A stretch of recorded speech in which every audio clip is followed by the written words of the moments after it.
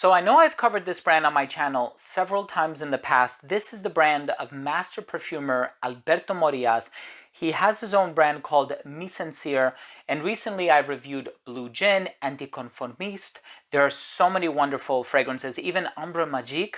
Here we have a fragrance called Tonic Water. It's a pretty simple concept. It's supposed to smell like tonic water, but it's also inspired by the vigor of the ocean. I'm excited to give you my thoughts on this brand new release for 2023, so make sure to stay tuned.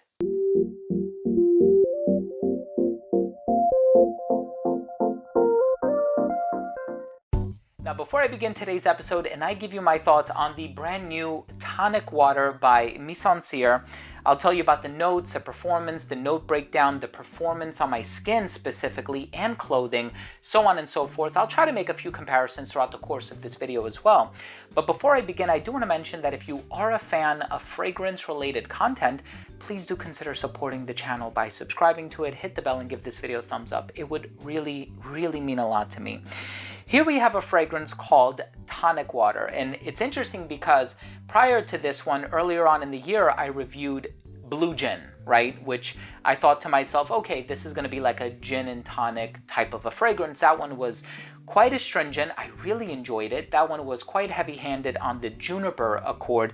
This one has some spicy elements in it. It's more about the Sichuan pepper. It also has cardamom.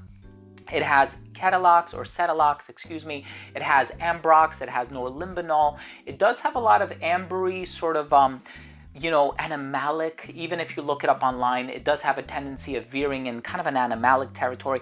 But this fragrance actually smells quite salty.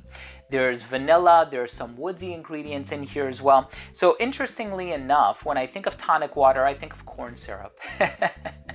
And you don't have too much of that happening in here. So I'm going to try to break it down. I'm going to tell you what I get from the smell. Let's start things off with a quick look at the presentation first.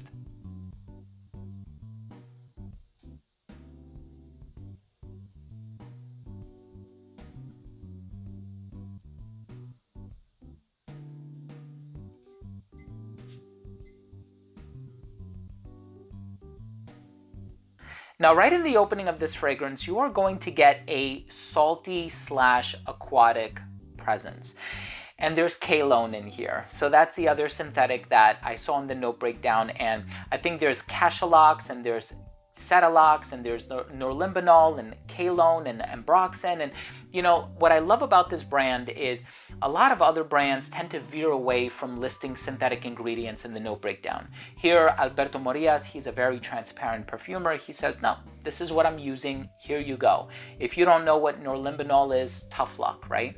So even with a lot of these ingredients, I'm not a perfumer, I'm not a chemist. I know what ambroxan is. I know what Kalone is. I know Kalone goes back to the Acqua di Gio days, and I referenced that fragrance specifically because Alberto Morillas composed that fragrance. But when it comes to tonic water, of course, norlimbinol and all these other synthetic ingredients, some of them are said to be vanillic, some of them are said to be aquatic, some of them are said to be woody and ambery, and some have even gotten compared to the smell of driftwood. They're used in the synthesis of a driftwood accord. So when you take a look at that and you think about that in regards to the overall vibe that will be established in this fragrance, here's what you're going to get. It's salty, it's a little ambery, it's quite woodsy, but it has this overlying aquatic element. If I had to compare this fragrance to anything else, it would be Coney Island by Bond No. 9. So if you tried that fragrance, you have a pretty good idea of what to expect from this one. And then there's also a fragrance by Profumum Roma called Acqua di Sale. If you've tried that fragrance, you have a very good idea of what this fragrance is going to smell like. Interestingly enough, with the cardamom and the Sichuan pepper and the vanilla, I'm looking through the note breakdown and I'm like, where's the seaweed? Where's the salt? Because when I'm smelling this one, that's what I'm getting. I'm getting this overwhelming aquatic presence. But what I love about this fragrance is that it's a true aquatic fragrance. It actually reminds you of being out on a cruise ship in the middle of the ocean, just taking it all in, smelling that salty sea breeze. And there's a certain sense of relaxation about it. It is a vacation type of a fragrance. And I think it's one that, despite the fact that I would see myself wearing this a lot in the hotter weather, I can also see myself wearing this one in the colder weather for nostalgia reasons, when I want to be reminded of being on vacation. Just to share a personal anecdote here, I wore this a few days ago in the front vestibule of my house, the mudroom, as it were. And for many, many hours, I left the house, I did what I had to do, ran some errands, went to the post office, whatever. I came back home, and when my wife came home, she said, "Why does it smell so good in here?" Because that's where I had applied the fragrance. So eventually I told her that it's a new acquisition of mine, and she immediately wanted to know what it was called. So this is a very pleasant smell, but I do need to caution my subscribers, it does veer in the direction of being heavily oceanic and aquatic, to the point where it comes across quite salty. Now, if that's something that you're into, please check this one out.